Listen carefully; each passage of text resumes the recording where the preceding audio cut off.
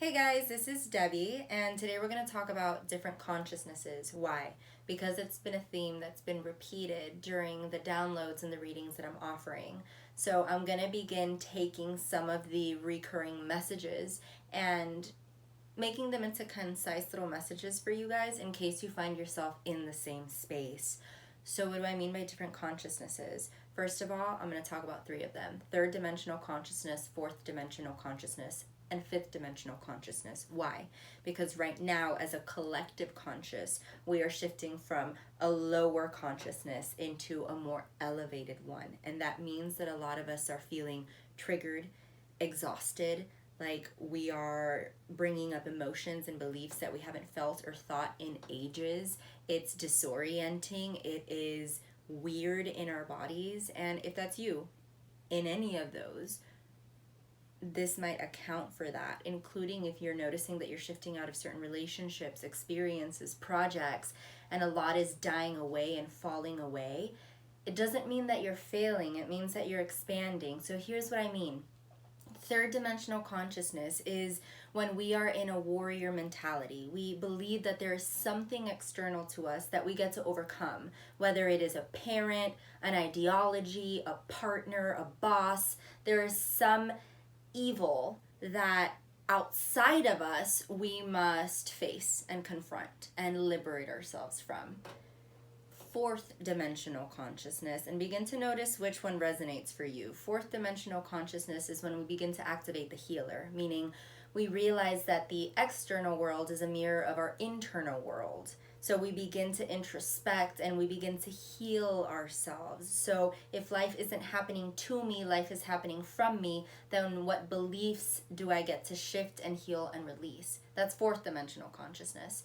Now, fifth dimensional consciousness is when we begin to shift out of healer, because we realize healing implies that something is broken. In fifth dimensional consciousness, we sit in the fullness of who we are, our light and our shadow, our joy and our fear, our anger and our peace. We realize that we are all of it, and we've created safe space and acceptance in all of it. From that space, it's really easy to manifest with creator because you realize you are constantly co-creating. So manifestation happens almost immediately. Notice that. I'm talking like you might have a thought of, wouldn't it be great if, I don't know, I got an invitation to X, and within the week you're getting that invitation. Or you have a thought on 311, the address you get to is 311 Avenue, and your receipt is $3.11. So it's almost where you begin to really fuse with the divine and live from the divine. Like you're yelling into a cave going, hello! And that's immediately being returned. It's reciprocated, your blank slate. So these are the different consciousnesses. All of them are holy. All of them are purposeful. If you're shifting out of third to fourth, awesome. Be gentle with yourself.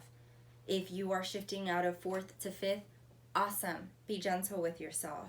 In between those shifts, there is death, finality, closure, ending, before there can be beginning. I invite you to look at this time almost like you are in transformation. It feels very volcanic. It's almost like you're going into the very core of who you are, like a volcano, and you're bringing that to the surface and you're letting it spill out so it can feel really messy. It can feel disorienting, especially for those of us who are very perfectionist and we want to look good, and that's where our value is. All of that is being dismantled. So start to notice triggers, not as a way to condemn yourself, but a way for you to notice the beliefs that are being left behind in the old consciousness. Now is the time for soul nourishment.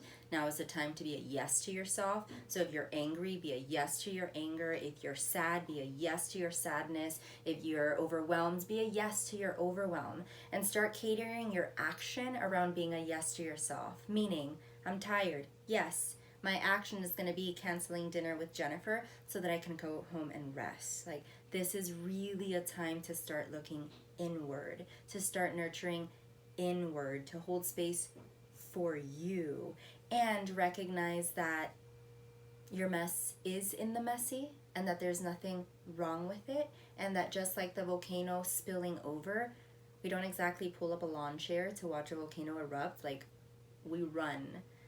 Allow for relationships and jobs and projects and experiences to be cleared.